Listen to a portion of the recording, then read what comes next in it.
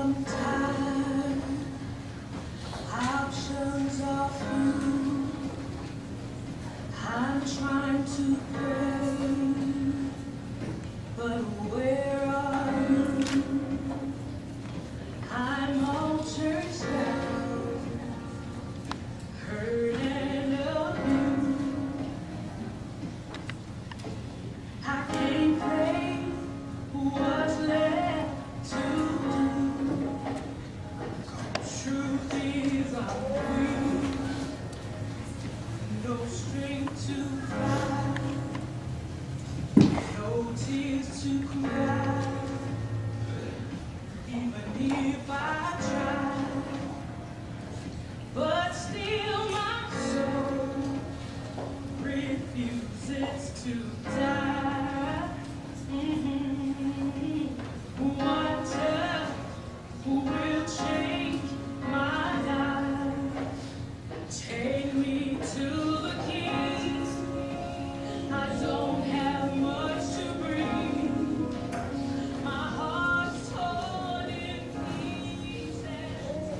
It's my offering.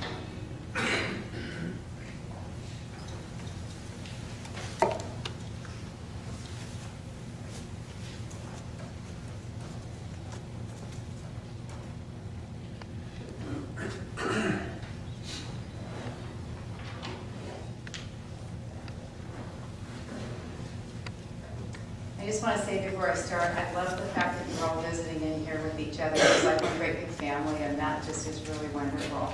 What a testimony to all of you and to Patrick. My name is Barbara Gilreath, and it is my privilege to be your celebrant this afternoon. It is apparent by your attendance here that Patrick's life affected you in a unique way. May I express the family's gratitude to all of you who have taken time out to come today to celebrate his life. The journey of grief is long, and those who walk it should not have to walk it alone. In times like these, nothing takes place of family and friends. Your presence here today helps the family realize that they are not alone and how loved Patrick was by others. I'm sure that you would join me in saying to Patrick's family that they are in your thoughts and prayers. Today we honor a man who was a blessing to everyone who met him. Bow your heads while I pray. Dear God of broken hearts, we are gathered here today in disbelief that Patrick is no longer with us and a part of our lives. There will never be anything or anyone who will be able to fill the void that is in our hearts.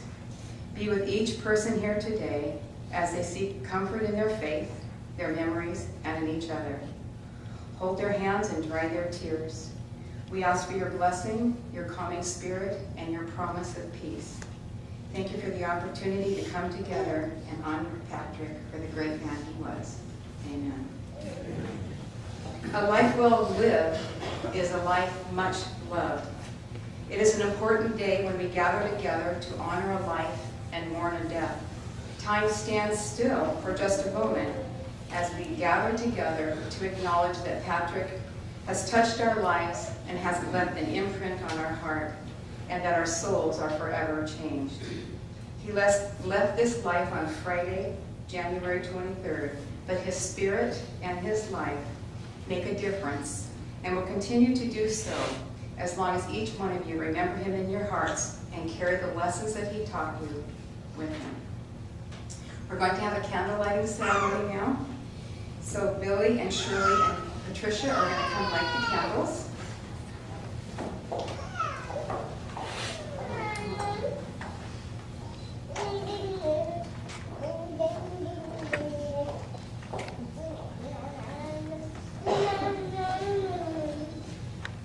The first candle represents our grief.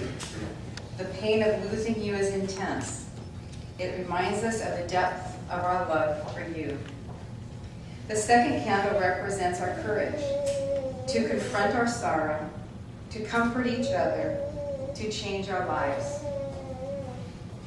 This third candle we light in your memory for the times we laughed, the times we cried, the times we might have been angry with each other, the silly things you did, the caring and joy you gave to each one of us.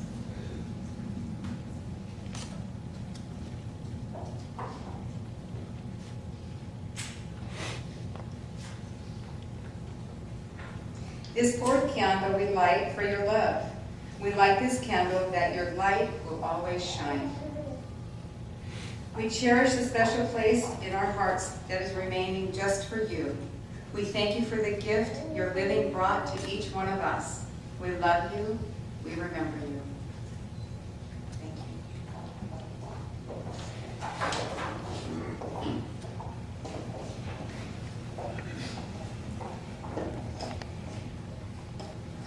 Psalm 23 is a beautiful psalm that tells of God's great love for us. It is often said, and many times it's done from memory. It can tend to lose some of its meaning. We will say it together in a few moments, but I'd like to tell you a few things about that psalm first. It speaks of a relationship when it says, "The Lord is my shepherd." It promises rest and refreshment. It restores our soul. It speaks of healing. He leads us. That promises his guidance and protection. He prepares a table, and that focuses us on the hope and consecration. We are promised abundance when it says that my cup runneth over. His goodness and his mercy, they are our blessings. And finally, we are promised security and eternity when it concludes with the words, "We will dwell in the house of the Lord forever." So please take your copies of the 23rd Psalm, which hopefully you picked up at the back table, and say it with me. The Lord is my shepherd, I shall not want. He makes me lie down in green pastures. He leads me beside the quiet waters. He restores my soul. He guides me in the paths of righteousness for his name's sake. Even though I walk through the valley of the shadow of death, I will fear no evil, for you are with me. Your rod and your staff, they comfort me. You prepare a table before me in the presence of my enemies. You anoint my head with oil, my cup overflows. Surely goodness and love will follow me all the days of my life, and I will dwell in the house of the Lord forever. Thank you. Jeff Weed is going to come up and read a letter from Patrick's father.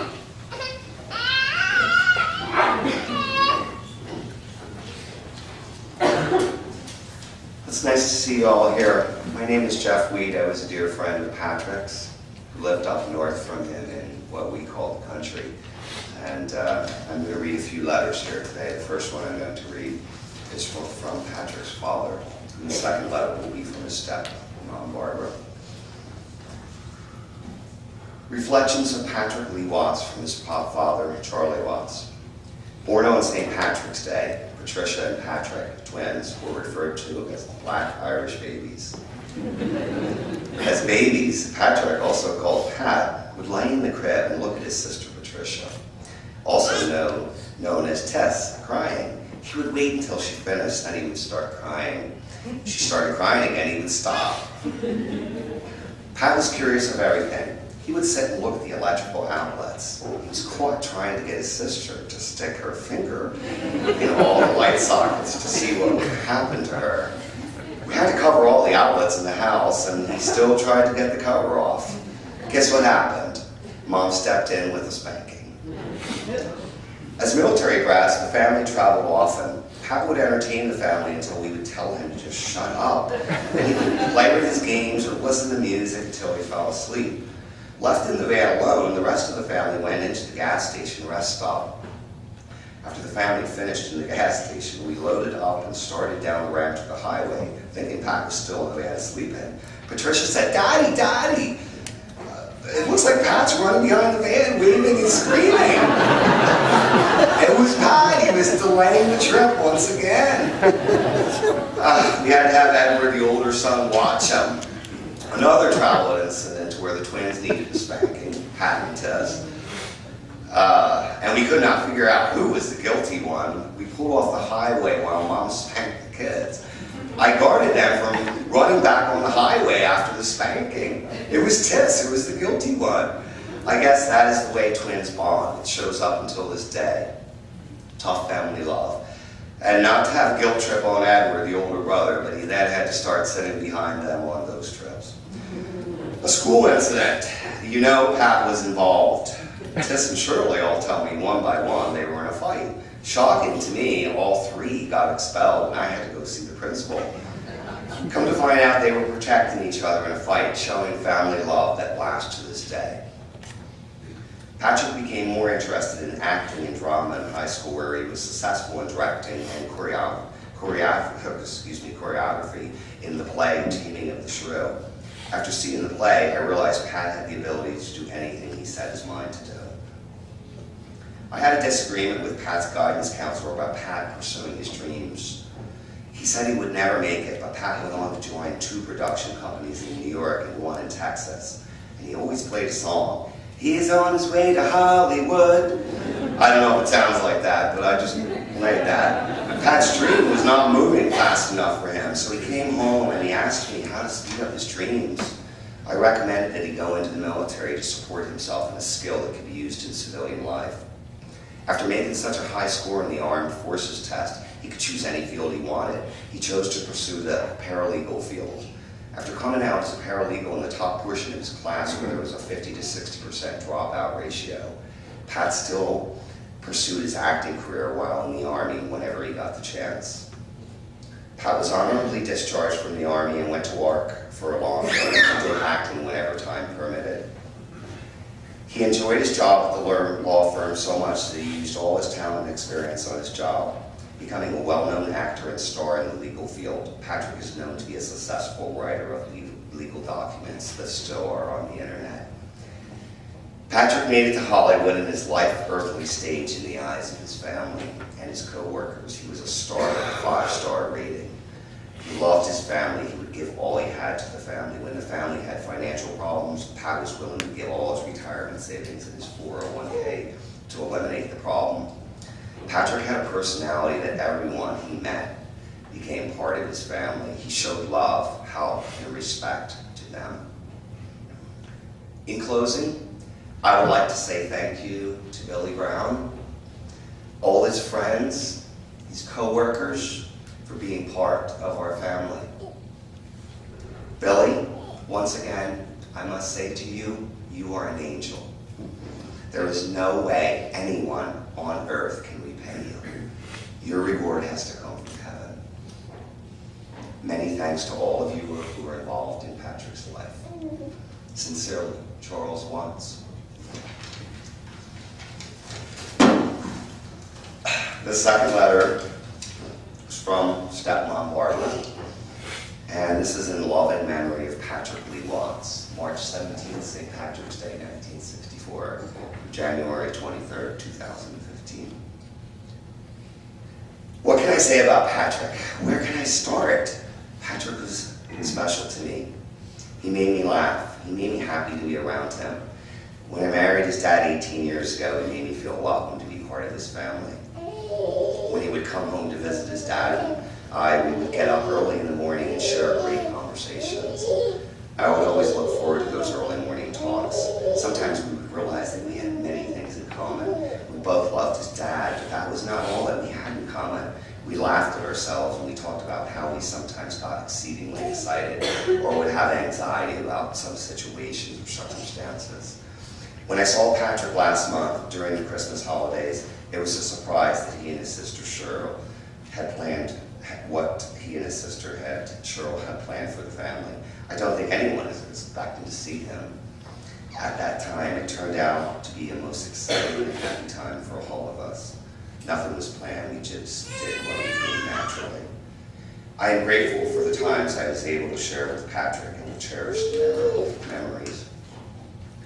I will close with excerpts from a poem I found on the internet.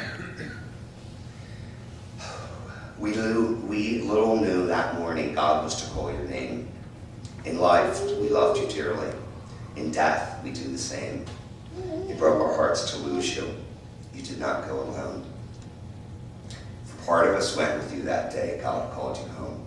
You left us beautiful memories. Your love is still our guide. And though we cannot see you, you are always at our side. With loving memories from stepmom Barbara.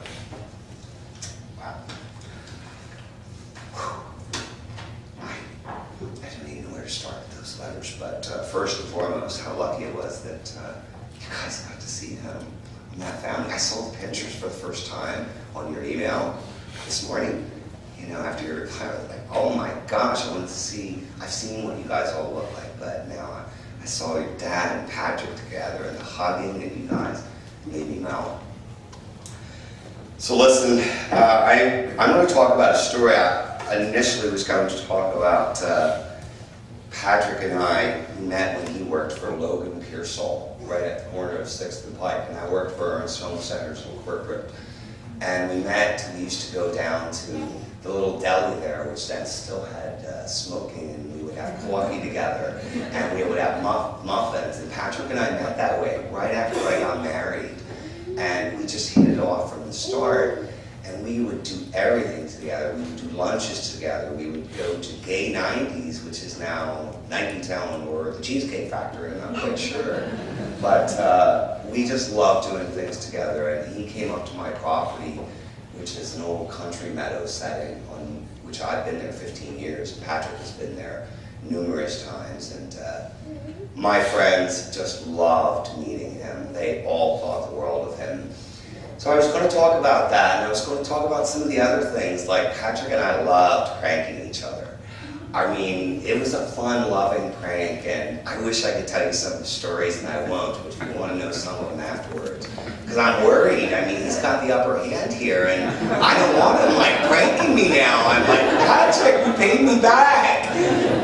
So I was going to talk about some of that, but the other night I was talking with a dear friend of mine, and we were both having a horrible day. I mean, it was just such a hard day, and I knew this was coming up, and she was going through rough times, and it was tough, guys. I mean, and I called her up and I was talking stories with her, and I read this story that I'm going to read to you. And a few years ago, my brother Matthew passed away, July 13th, 2011. And he loved acorns, and nobody in the family knew why he loved these acorns. And I was going through his apartment one day, and I saw acorns everywhere, and I knew he loved these acorns, but nobody in the family. This is in Colorado, so I might have a weak limited defense here and that, but nobody really knew why he liked these acorns. And I sat there and looked around, and then I found this book, and it all hit me so easily. And I said to my brother Greg, I said, Greg, do you know your brother Matt loved acorns? He's like, I'm like, they're everywhere, glass ones, brown ones, you name it. They were everywhere, and I wanted to know why. Why did my brother Matthew like these? What was the story here? Then I found the book, and the book just answered it all. And I wrote it up, and Patrick was there for me during that time frame, as some other dear friends were, who helped me out immensely. And I wrote up a short email that I was too shy to send to all these people and share this story with. And everybody needs to hear this story, because when Patrick heard this story, he called me in tears. And with that, the story is called When the Last Acorn is Found. It shouldn't take long, guys. Each person who looks for and finds their acorn will rediscover the powerful love they carry within, and of who they are and why they came to be in the magical time of now. That's the cover from the book When the Last Acorn is Found by Deborah Latsky. Deep within a forest stands an ancient and magnificent oak tree. Those who have found it say it's enchanted with the secret of life. They believe the tree will wait eternally for each of us to discover and realize its powers. Very few know how or why the incredible tree changed their lives. They only know that it did and are forever grateful. All who have visited the oak tell of a remarkable similar experiences. Upon entering the forest, they were drawn to a path leading to the tree. While standing beneath its canopy of color, a single acorn dropped to their feet. As each visitor bent down to pick up the acorn, a wave of love washed down over their entire being and settled deep within their heart. They peacefully turned to follow the path homeward, but to live life differently. From that day forward, many have carried their acorns with them in their pockets or pouches around their necks, and the rest of them over their hearts each time they vow to teach and learn from that place of love. From that day forward, many have carried their acorns with them. For those who believe, the acorn is an ever-present reminder of who they are and why they came to be. Some return to the forest seeking an explanation for their transformation and find the only clues in a legend told by a wise old woman who lives near the forest edge. Each time as she is asked to tell a story, she removes an acorn from her pocket, folds it gently in the palm of her hand, and begins. Some will believe what I tell you is fact, and some will believe it is fiction. It is up to you to decide what you believe, and what you believe will become the truth. The ancient oak tree is inhabited by tiny men, women, and children who call themselves the acorn people. Their home in the tree is a magical and marvelous place to be. Each baby acorn in the acorn community is delivered with a simple 3-word instruction: teach only love. Every acorn parent for generations has followed this instruction. The acorns love without question or condition. For them, loving comes as easily and as naturally as breathing. The acorns make a conscious effort to live in the present moment. Everyone aged 5 to 65 wears a watch, but instead of marking time with minutes and hours, the timekeepers merely flash a single iridescent word: now. The youngest and oldest acorns have no need to wear watches, for they never seem to forget. Now is what truly matters. Each and every acorn is born with a special gift, a talent which is recognized, nurtured, and celebrated. Even the youngest acorns share their gift by teaching their elders a renewed appreciation of fun, wonder, and adventure. Everyone contributes and everyone is acknowledged for their contribution. The acorns are generally healthy in body, mind, and spirit, but when pain occurs, the acorn remedy is the simple healing power of love. Even the deepest pain disappears with a touch that is warm and gentle, words that are kind and compassionate, a look that is tender and understanding, and an act that is generous and supportive. The wise acorn people attribute their wisdom to the belief that everyone in their own way and in their own time can and will learn what is needed to live a rewarding and meaningful life. From the time they are very young, the acorns are taught the keys to success. Love yourself, for it makes all things possible. Love others, and you will learn to give. Allow others to love you, and you will learn to receive. Believe in yourself. For what you truly believe, you will achieve. Make fun and laughter a priority. Life is to be enjoyed. Seek out opportunities and possibilities. Life is an adventure. Take risk and face fears. Wonderful things will await you in the unknown. Make choices wisely and with love. The quality of your life depends on it. And share the gift of who you are. It's why you came to be. Loved, being loved, feeling confident and capable, and living in the powerful time of now allows the acorn people to live in a state of total trust. There is no need to fear, judge, control, deceive, or manipulate. The acorn people know the true meaning of loving, honoring, and respecting everyone and everything. They especially love themselves for who they know they can't give away to others, what they have not found within. The lifetime of each acorn person includes one sacred journey, sometimes to a far corner of the world and back. Their mission is to find a special place that has rich, dark soil and is warmed by the sunlight. Upon reaching that destination, each plants a single acorn from the powerful and beloved tree. The wondrous seeds contain the secret to life, love. The acorn people are committed to planting the seeds of love as their legacy. They believe that when enough of the acorns have been found, no one knows quite how many it will take. The secret of life will be revealed to all and will radiate from the heart of every living being. As the old woman finishes her story, a knowing twinkle shines from her deep brown eyes, and she gently returns the acorn to her pocket. Many who hear the story try to question her further. She merely waves her hand and turns and walks slowly back into the forest. Those who listen carefully hear the whisper, all answers are found within. Perhaps you have already found your acorn, or maybe you'll find the next one. It won't be long now. Soon, very soon, the last acorn will be found. The beginning. Anyway, that's the story I wanted to share with you because Patrick loved that, and when I heard his tears that day and his support for me and my family's loss, and for me understanding what that meant. I mean, we all know this, guys. I mean, it's just basic common things, but it's really hard to hear that. And this week alone, this is my third time reading the story from third straight way. As soon as I read it, I paused, and I knew I'm going to have to read this to people and share that and get over the little shyness when I didn't send out that email because of how it made Patrick feel, the tears. Anyway, God bless Patrick. He was an incredible friend, man, and human being. Thank you.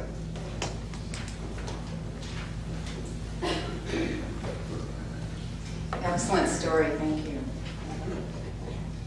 Bishop Ross?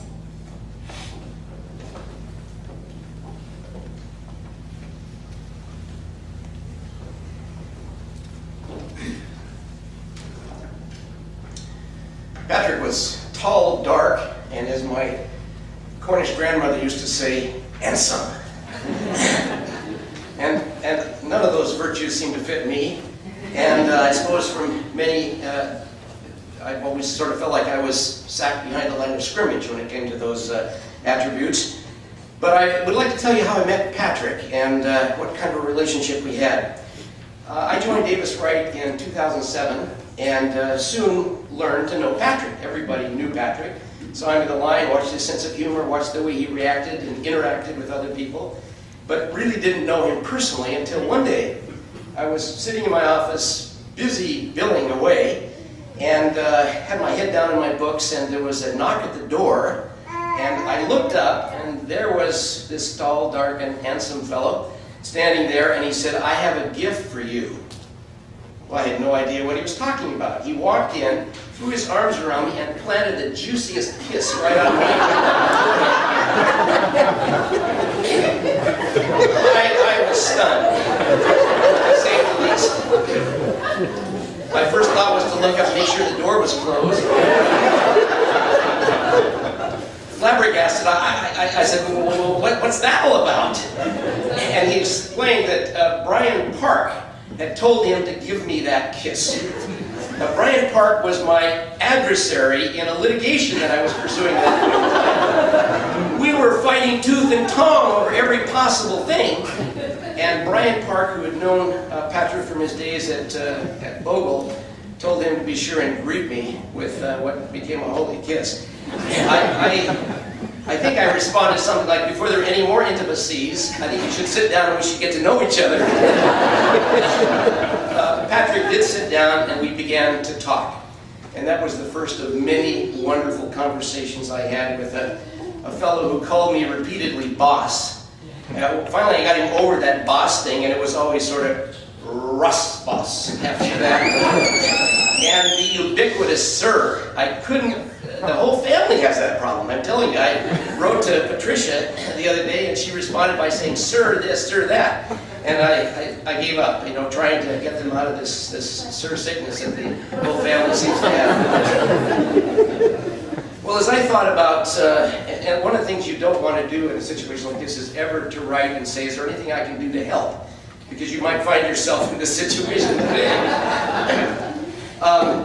A flood of memories have just been so sweet and delicious to me this last week as I thought about my relationship, short as it was, but intense as it was too, with Patrick. I was a scoutmaster, I guess, for too many years, and I think I can still remember the 12 points of the Scout Law. And as I was thinking about Patrick and my relationship with him, I found that each story that I could recall fit into one of those kind of categories. The Scout is trustworthy, loyal, helpful, friendly, courteous, kind, obedience, thrifty, brave, clean, and reverent. Now, a couple things about that order of things. Number one, thrifty was one virtue that Patrick didn't have.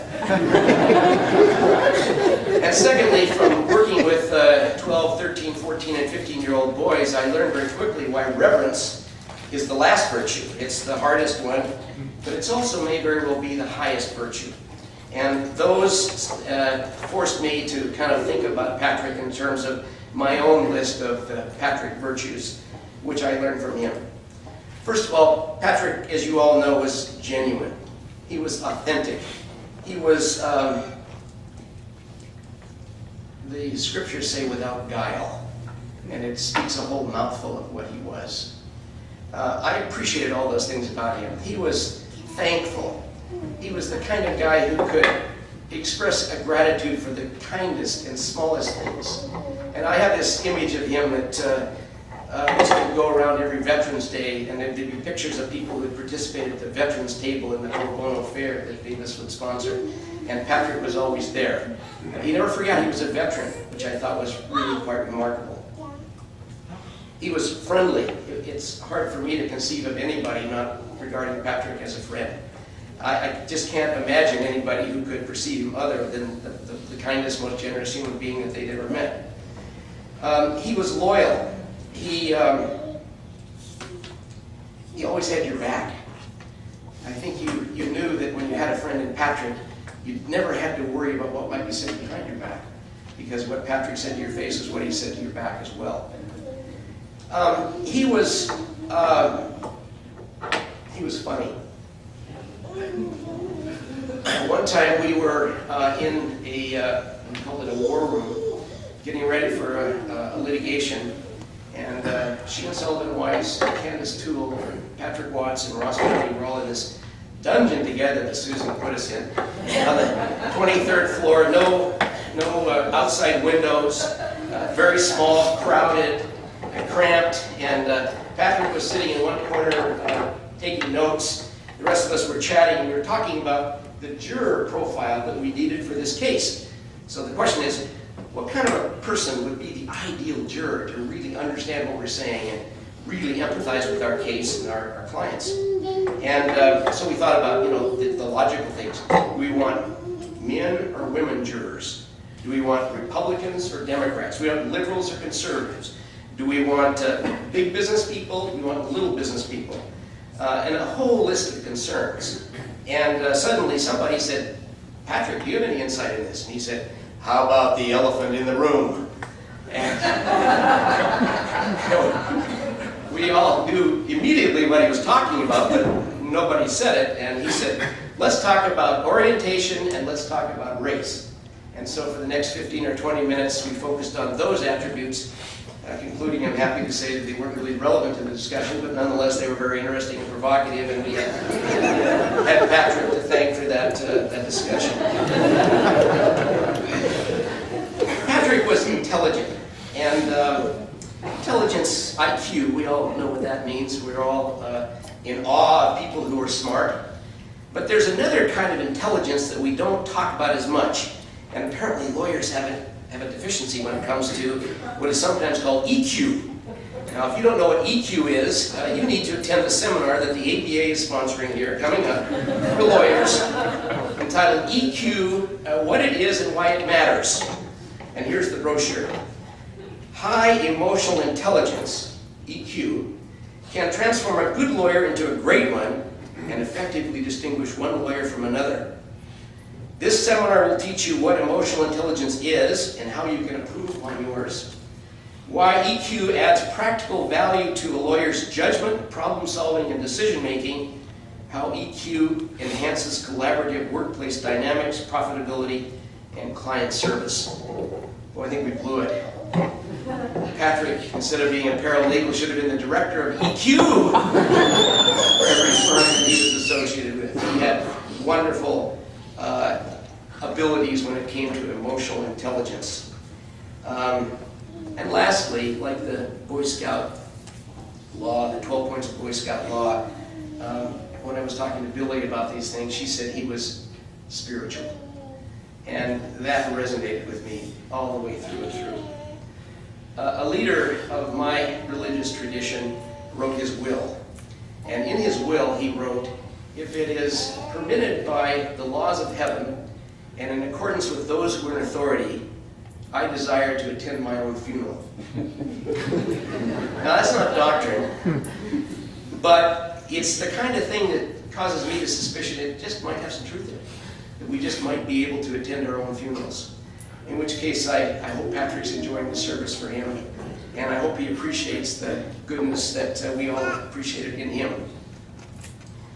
I wanted to just share with you one other, thought that relates to his goodness and his kindness and his sharing ability. One time, I think it was right before the 2008 presidential election, Patrick, as you know, was a huge Obama fan. One time he walked in my office and he had a bracelet on. It was a stunning bracelet. It as I remember it, it was sort of ivory in color. Some of you will remember it. And it had Obama written in very black across the front of it. It was made out of, I don't know, the kind of weaving that people do in some areas. I think it came from Africa, I'm not sure. But in any case, I commented on it. I said, boy, that's a stunning bracelet. And I said, you know, where did you get it? My grandson would love to have one of those. And Patrick says, I know where I can get you one. I'll get you one. And I said, oh, that'd be great. My grandson in San Francisco would just absolutely love having a bracelet like that. The next day he came to me and he said, I got you the bracelet. And you know, I tried to pay him for it. That was out of the question. He said, just tell your grandson it came from me. 6 months ago, I was in San Francisco visiting my grandson, and on his desk, where he studies, where he has his books and his music and everything, is the Patrick Watts Obama bracelet.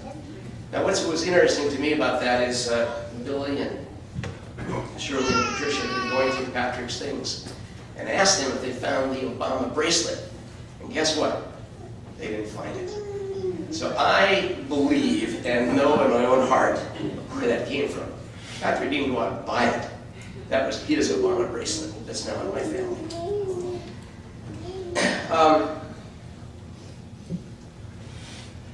I lived for a long time in Germany, and I'm a farmer, but I'm not a lawyer. I have a little farm. My wife and I have horses and cows and sheep. My wife is a very avid gardener, and this is an exciting time to be in the Pacific Northwest.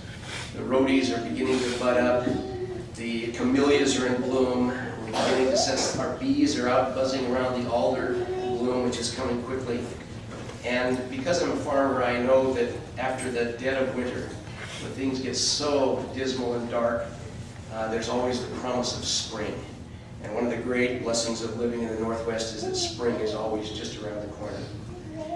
That's my way of saying that when Americans, English people say farewell, they say goodbye. Never quite understood what that means. I guess it means take your leave and enjoy it. Whereas the Germans always say auf Wiedersehen. And the complete phrase is bis auf Wiedersehen, which means until we meet again. Well, I believe, and Patrick believe, that we will meet again. I leave with you my own conviction that one of the purposes of this life is to develop friendships, to develop attributes of character, and to rest assured that we have the opportunity to see each other again and continue the wonderful relationships that we've built here upon the earth. Let me conclude with a story from Pablo Neruda, the wonderful Chilean Nobel Prize winner. Pablo Neruda explains that when he was a little boy growing up in southern Chile, one day he was playing in a lot behind his house, and he noticed that there was a fence in the outskirts of the lot, and there was a hole in the fence. And he began to approach the fence, wanting to see what was on the other side. And as he walked closer to the fence, he became aware of something magical that was taking place. He said he actually stepped back just a little bit because it was overpowering, the feeling that he felt. And just as he was about ready to turn and run, he said a hand reached out through the fence, and it was the hand of a little boy about his same age. And when the hand came back, he left behind a little toy lamb. A little toy lamb that Neruda said was magical. And for the rest of his life, he kept that little toy lamb. What also Neruda said is that he, as soon as he put the lamb in his own hands, he ran into his house and found his favorite toy and brought it out and put his hand through the fence and left the toy there for the boy on the other side of the fence. Neruda said as an old man, he never saw the boy, never saw who was his benefactor. I'm grateful for the opportunity to have met my benefactor. I'm grateful for that juicy kiss that Patrick bestowed on my bald pate, and for the memories and the wonderful relationship that I enjoyed with him. And I ask our Heavenly Father's choicest blessings to be with all of us as we remember and relish the wonderful memories that we have of Patrick Watts.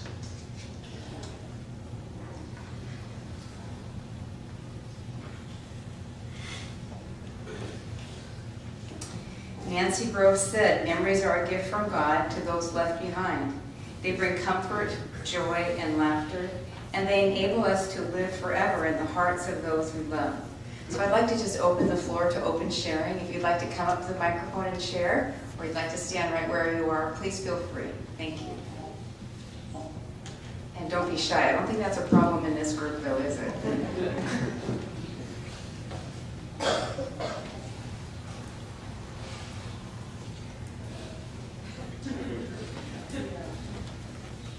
Would anyone like to? Sisters? Okay.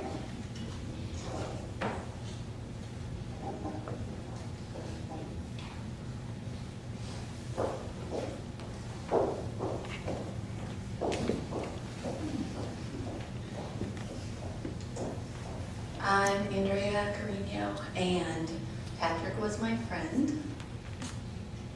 And I think I knew him from Davis Wright, as a lot of you did. And I think what I find fascinating about Patrick is how he draws so many different people together from all walks of life, from his entire life, and somehow puts us all together. And then all of a sudden we know each other. So I'm really grateful to be here, and having met his sisters the other night, Patricia and Shirley. I hope you know how much he was loved and how much he loved you. He talked about you and his family, your children, so much. It's almost as if we knew you. And one thing that really comforts me to think about is that he came with me to church. And I used to be afraid to tell people that I go to church. But Patrick is one of those people that we could really talk about spiritual things together. And we had some really deep conversations about that. Besides the funny person that we all saw, he was so deep and very, very spiritual. And one thing that really helped me this past week is to think about Patrick in this way. And if you feel like it, maybe shut your eyes and think about Patrick. We all know his spirit's here with us. But think about him sitting right in front of us, maybe right in front of you, holding all of our hands. And just remember that feeling of his presence. You know that when you were with Patrick, he was with you. He gave you his full attention. Like you were the only person in the room. So think about Patrick holding your hand or sitting in front of you, and that smile of his and his laughter. And then think about all the gifts of Patrick. And he gave each one of us a gift. For me, it was his authentic outrageousness, his openness, and his ability to be real and to show emotion, even if it maybe wasn't appropriate. Or I should say, if it didn't feel like it was appropriate. But it was appropriate for him, and that was the thing about Patrick, how authentic he was. And so, for me, that was that gift. And so what I would like each of us to do is take whatever that attribute was of Patrick and know that he gave it to you. Whatever it is, the smile, the laughter, the genuineness, how he loved everyone. Take that as his gift to you, because I really believe that that's what he did. He gave each one of us a gift.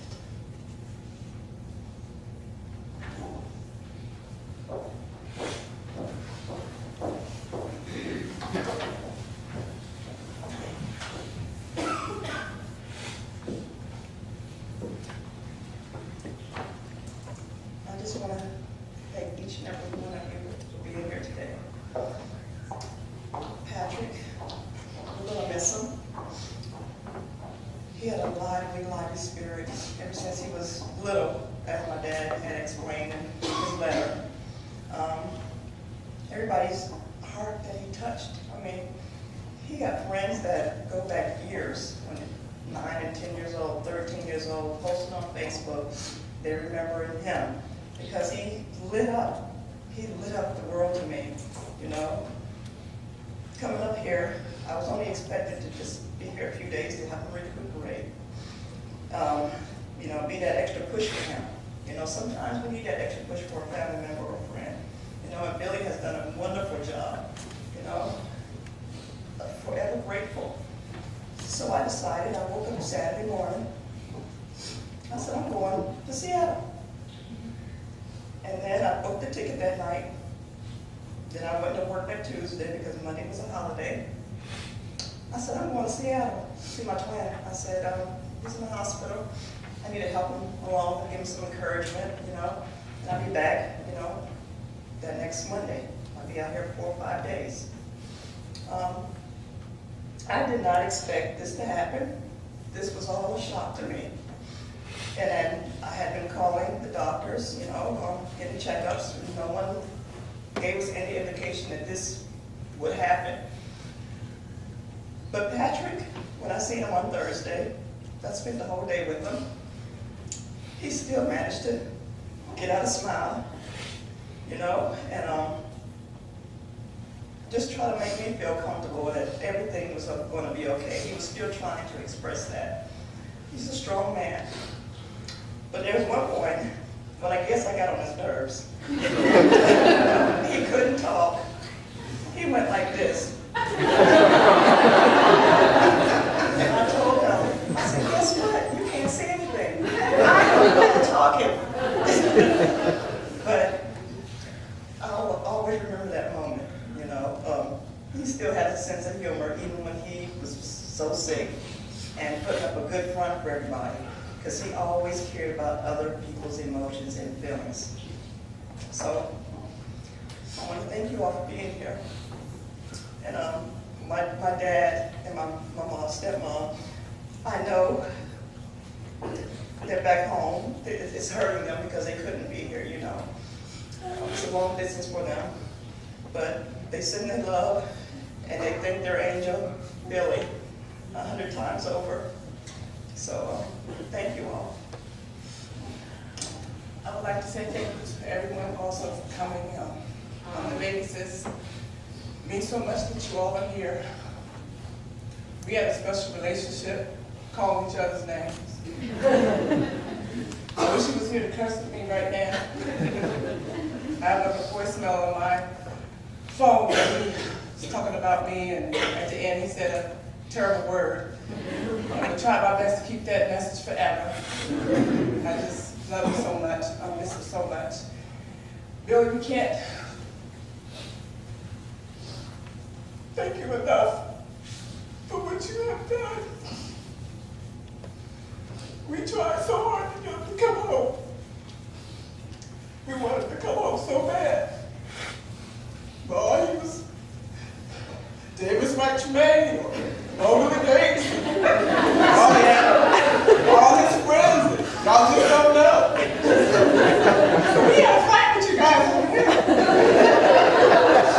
He wouldn't come home. But when we came to visit, it was awesome. Pat he thought about shopping and doing crazy stuff. And he would come home a couple times, we'd go places, and then he'd go shopping his tail off. And then he'd try to get in his hotel room, can't get in the room.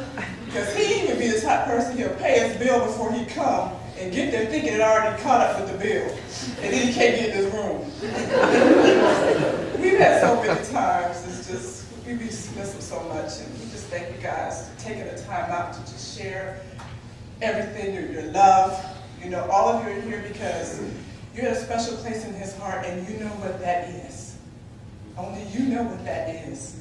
And we thank you so much for taking this time for us. David, thank you. You know, thank you. Jeff, everybody, just thank you. And everybody that was at the hospital with me that day when he passed, thank you for being there. The support, you know, that meant a lot. Thank you for the dinner, the memorial dinner, and sis, I'm not your twin, but I know that what you're going through is the hardest thing ever. It's like it's just being you. Sometimes it's just so hard what you have went through. You came in here with us, and you left with me and Billy. And I know it was the hardest thing for you, and I'm so sorry.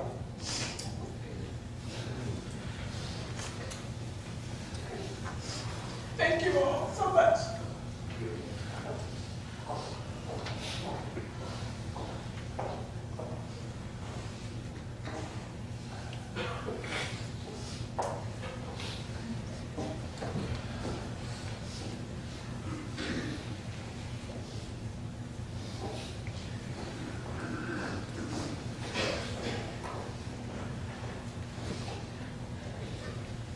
You ladies are amazing.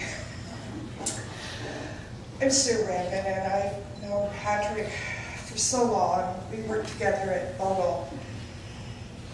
And he called me Mom. Yeah. One day he and I were talking about mothers, and he appreciated the relationship I had with mine, and I don't know what he said, I just cracked up laughing. And I said, I don't even know how I would introduce you to Florence. And he goes, just tell her I'm your son. And I said, what? He goes, yeah, you're an illegitimate son. And I said, okay. And he goes, well, let's make it even better. And I said, what? And he goes, tell her I'm black. Okay. He goes, and let's add gay in there. And I said, cheapers, Patrick. And he goes, you think she'd be upset? And I said, I think she'd be real upset to know I was 13 years old. So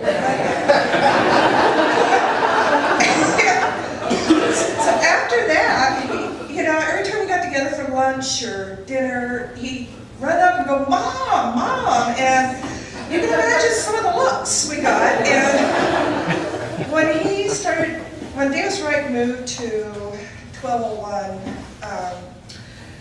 I worked at Perkins there. We would see each other on occasion, and it was usually the new employees who started at Davis Wright. He'd see them and he'd say, hey, come over here. I want you to meet my mom. Can't you tell? And it was so funny. It was the eyes. You have her nose. I mean, it was just. But we laughed a lot. And this past week, I've just been going through some of the funniest stories about how he was offended because I called my two black cats my two little black boys. And there were just so many things. But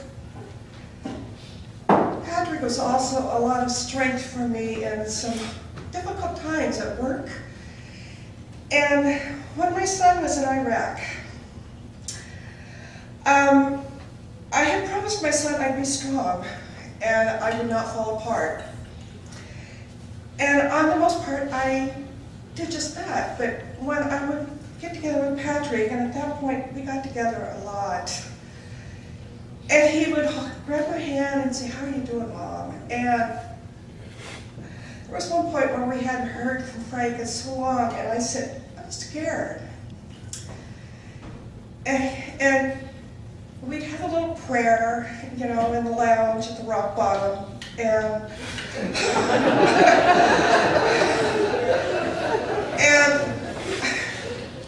but he was there that year, and it was like I could let my guard down with Patrick, and he understood. And he'd call up and say, your son's fine, Frank's fine. And David, my husband, and my sons feel like Patrick's part of us. And I was talking to John, my other son, and he said, I always wanted to meet Patrick, and I feel like I have. And he is going to be missed by so many people. And the people at Perkins who knew Patrick, we all were communicating. And he was special, so special. And I feel my life is so enriched by having my third son. And with that, I ended up with 2 more daughters. So Patrick for giving me more children, and we loved him, and I feel like I really got to know the two of you. And you know, every time something was going on, I started knitting, and he was so special. And Billy, he told me about you the last time we got together. We had dinner, and he told me how he loved you and just felt so lucky you were in his life. And we didn't get to see each other after that because he knew I was busy with my family life. But we thought a lot of each other. So thanks, Billy, for being there when I couldn't be. It meant a lot knowing that you were there. And Shirley and Patricia, thank you for being my sisters too. Thank you.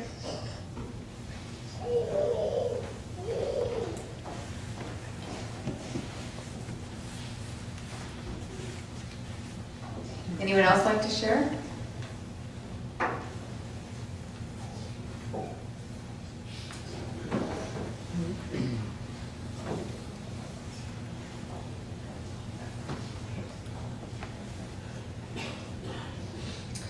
Hello, my name is Evelyn Gooch, and Patrick would, sometimes when he didn't go home for holidays, he would come to our home. And a lot of years ago, my mom gave me a book, and it was to put in the cover. And it just said, "May your guests be many, your trips here few." Well, Patrick always loved going in there and writing in the book. And so, when he would arrive, that was the first thing he always said, because he didn't want to forget. And he loved reading everything. My husband, Brian, is here too, and we have like 14 grandchildren and then children, and they all loved Patrick. And so I have a couple of books, but there's just like one from Thanksgiving 2004, and he signs it, he says something in here, and sometimes he would say something back to somebody else that had wrote in there too. And then there's Christmases, and he wanted to learn how to cook prime rib. So this one year I was showing him the way I cooked it, and I was just being funny, you know, like beating on the roast and everything, and he had one and I had one because we have a big family. And then I said, "Oh, okay, now we're going to make this little sauce," and so put the wine in there, and then you put it in there, and then you also have a little for the cook, and click, I had the wine bottle up here. The next day I got to work at DWT, and there's a picture of me with the wine bottle. So I thought, okay, Patrick, I got one on you, because my daughter had taken a picture of him standing there in the kitchen with an apron on. So I plastered that all over to pay him back. And he just was a joy to our family, and especially to one of our grandsons, Judah, who worked at almost a year at DWT when he was 18 in the mailroom. And Judah, every time, he now is in Portland, but he just recently would go over and see Patrick. Every time he came, he would spend the night with them if he didn't stay with us, because we lived out in Seattle. And he mentored Judah and helped him, I believe, to grow into a fine young man, just like Patrick. And one other thing sticks in my mind. I got to work early because and Patrick always did too. So 6:45 one morning I came in. This was years ago. And Patrick's going, "Come here quick, Pookie, you've got to see this." And I'm like, okay, got to run in there, and there is Shirley, and it's on, you know, the computer screen, and she's getting ready to go in for some tea with Condoleezza Rice, and she had this yellow, beautiful, stunning outfit on, and she's going, "Do I look okay?" And I'm going, "Are you kidding me? She's getting ready to go on national TV, and she's asking him, how do I look?" And I go, "Oh my goodness," you know, but that was just how it was. He was fun, and he loved his sisters, obviously, and would always talk about it. And then, oh yeah, one other thing that he did. He put me on the spot one Christmas, and then he just hands me the phone, and he says, "Here, say hello to Colin." Colin. And I'm going, "What are you talking about?" He goes, "Here." And he just hands me the phone and leaves the room. And so I'm going, "Oh my goodness, what do I say? Hello, Mr. Powell." And he goes, "Oh, no." He goes, he's there with family, and I know all about you. You just call me Colin. That was it. But he was a wonderful, wonderful friend to our family, and we have so many memories. And I'm just really sorry for your loss, and that I'll treasure him forever, and my family will too. Thank you. I just want to add two quick things here. Where'd you come from?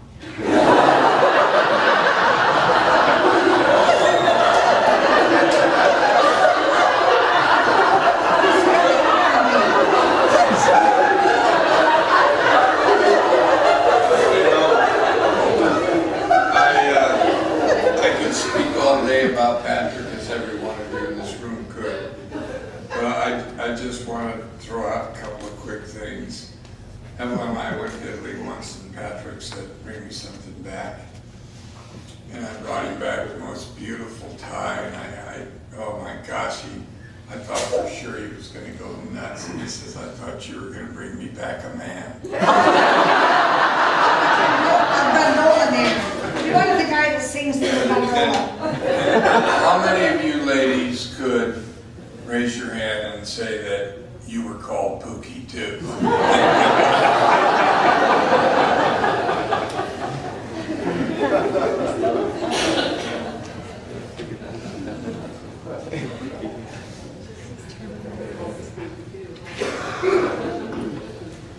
I don't want to go up to the front, but my name is Sega, and I do Notre Dame through work, and I try to think of a story to tell, and I can't really think of any appropriate stories to tell. A lot of them were lost when we got funny, but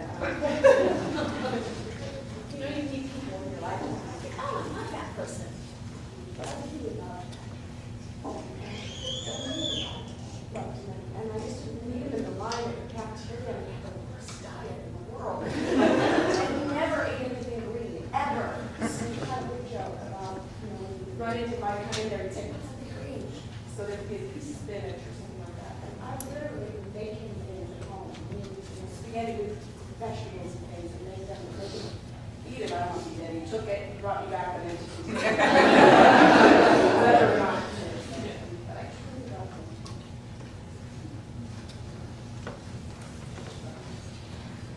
Hi, I'm probably the only one here that didn't work with him. I was been friends with Patrick since I was 13. And I'm testimony that once you're a friend of Patrick, you're always a friend of Patrick. We met at Fort Belvoir in school at Hayfield High, and our fathers were both in the military, and my father got transferred here to Fort Lewis, and he, joined the military, and my father was stationed here at Fort Lewis, and one day, I had already moved out, graduated, and moved out of my house, and I just happened to be home, and Patrick called my house, and I answered the phone, and he's like, "Hey, Debbie, how you doing?" And I'm like, "Patrick?" And he's like, "Yeah, how are you doing?" "I'm doing great." He's like, "I'm at the bowling alley." And I'm like, "The bowling alley?" And I thought he meant the bowling alley at Fort Belvoir. I'm like, "Why are you calling me from the bowling alley?" And he goes, "No, the bowling alley at Fort Lewis." So I started giving him directions on how to get to my house because it was just right down the street. And I said, "Oh, forget it, I'll go pick you up." So I did. And we're reminiscing and talking and talking. Well, I had to get going and leave. Well, he never left. He ended up living with my parents the entire time.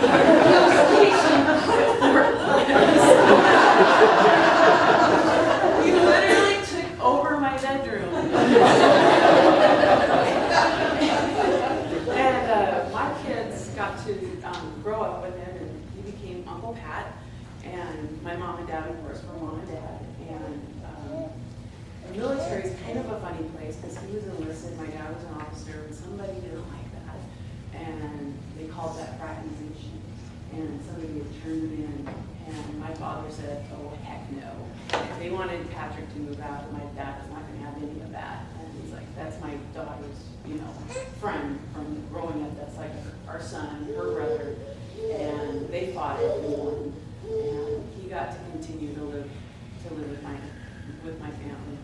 And I just feel so blessed that, that as a military brat, I don't have very many close friends growing up. I don't have any, actually. I have 3. And Patrick was one of those. And I'm just blown away that he's gone. I just can't believe it. But, here it just shows, how he touched everybody. And I'm just amazed that I just can't believe this. One story I want to tell. My son, he was very, from birth, Patrick knew him. He was there throughout my pregnancy and everything. And as my son was growing up, when he was a toddler and just learning how to speak, my mom and I would go on to Fort Lewis, and every black soldier he would see, he would say, Uncle Pat! Until he got big enough to where he would realize he was But he's really going to be missed. He's going to be missed by my whole family, and I just...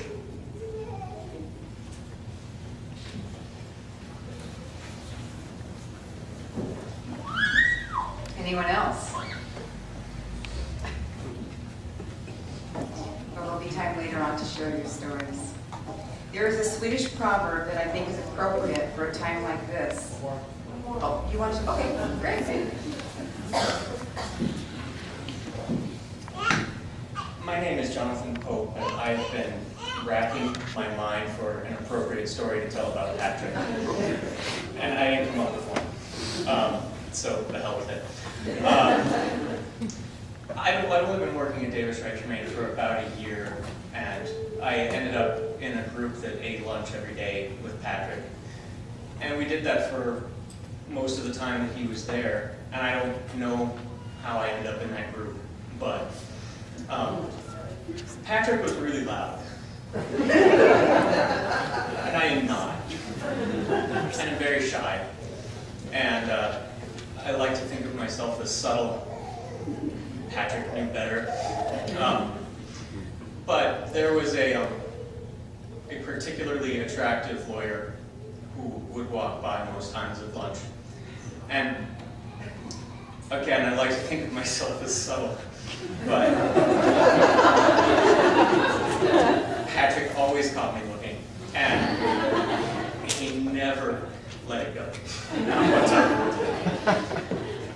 And one day, he told me that I should go up to her and I should make a suggestive comment, feature a portion of my anatomy. And I just said the same thing I usually said to Patrick, just, really, Patrick? And most of the time he would laugh, but not this time. This time he kept going, saying, yeah, really, absolutely. Then, really, Patrick? And I would roll my eyes. And he never broke on that one. So I didn't plan it. I just saw him a couple hours later in the cafeteria by himself reading some papers, and I stomped up to him. And I said, Patrick, I'm probably going to be fired. Are you out of your mind? And he said, what? And I said, that was the worst advice you've ever given me. And his face went pale. He knew exactly what I was talking about. He said, you didn't really say that. And I said, of course I didn't.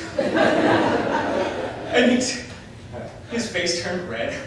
And I thought he was going to be mad, but he started to laugh really hard. And it was, for a man who laughed really hard, probably the hardest I'd ever seen him laugh. And he came and gave me a big hug. And he said, "You idiot."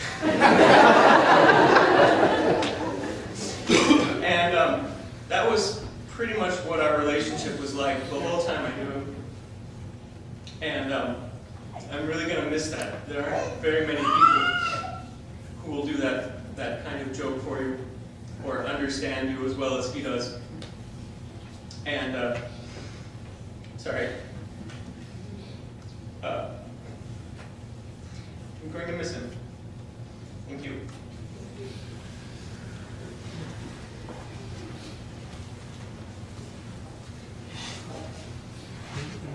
There's a Swedish proverb that I think is important at a time like this. It says, shared joy is double joy. Shared sorrow is half sorrow. Thank you all for sharing your stories. It just really made me feel like I missed out on not knowing you. In honor of Patrick, we are as great as the dreams we dream, as great as the love we share, as great as the values we redeem, and the happiness we share. We are as great as the truth we speak, as great as the help we give, as great as the destiny we seek, and as great as the life we live. This is what I think Patrick might say to each one of you to soothe your sorrow and how you're feeling right now. To the living, I am gone.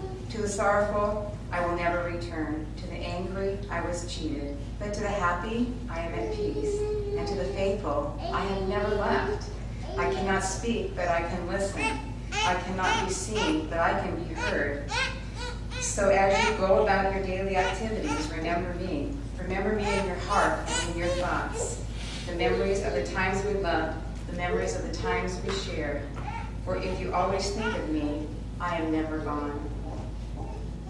There's a famous poem that Corrie ten Boom would read when she went speaking after she was released from the concentration camp, and it goes like this.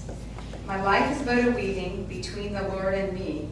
I may not choose the colors, he knows what they should be.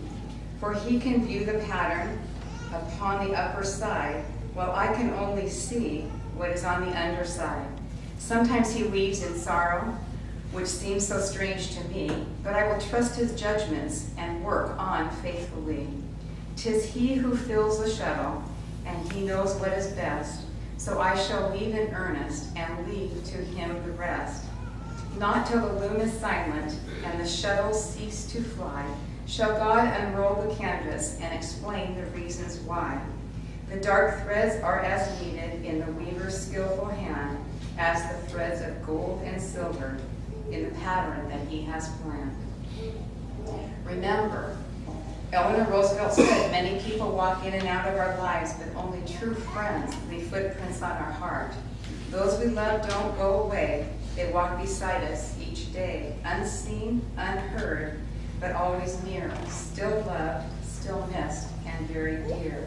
In our hearts their memories linger, sweetly, tender, fond, and true. There is not a day goes by when we won't think of them.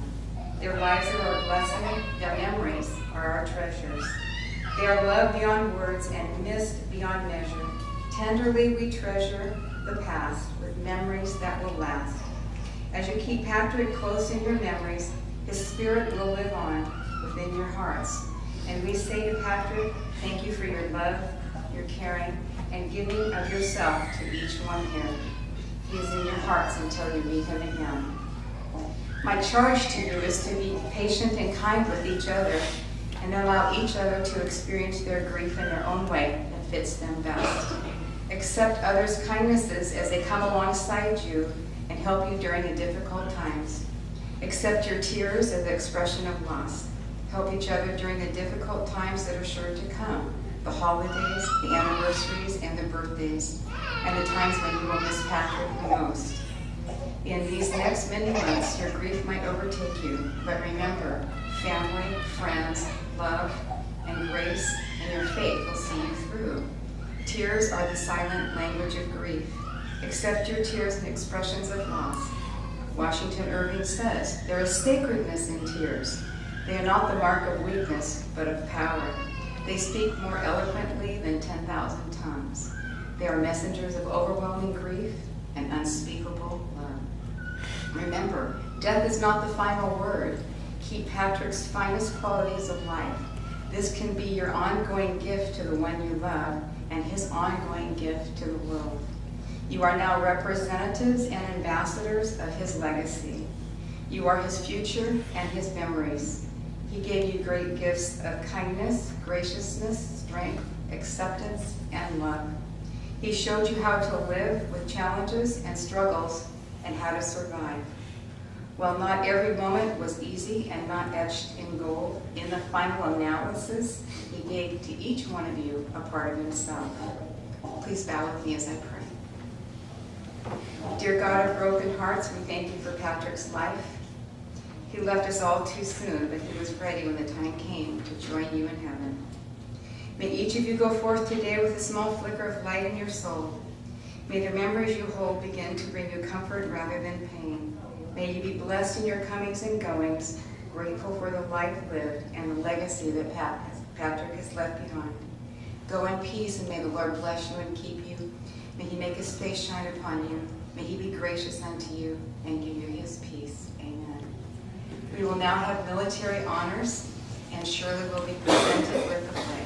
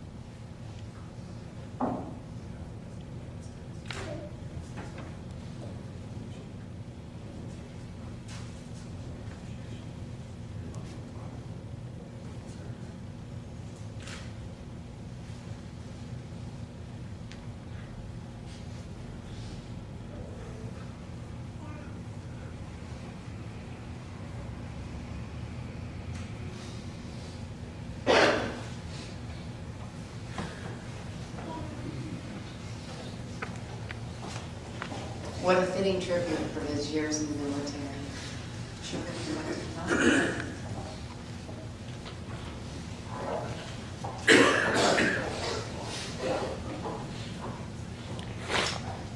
Thanks again, everyone, for coming. Sharing this special moment with all of us. My dad, stepmom, sends their love. My family, everybody, thank you. Mr. Ross, sir. Jeff. Everybody, thank you. Billy, thank you. Everybody, if you have time, we would like to have you join us for some refreshments and something to drink across the hall, if you can.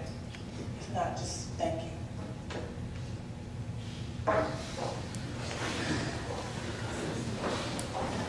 On behalf of Bonnie Watson, I'd just like to say thank you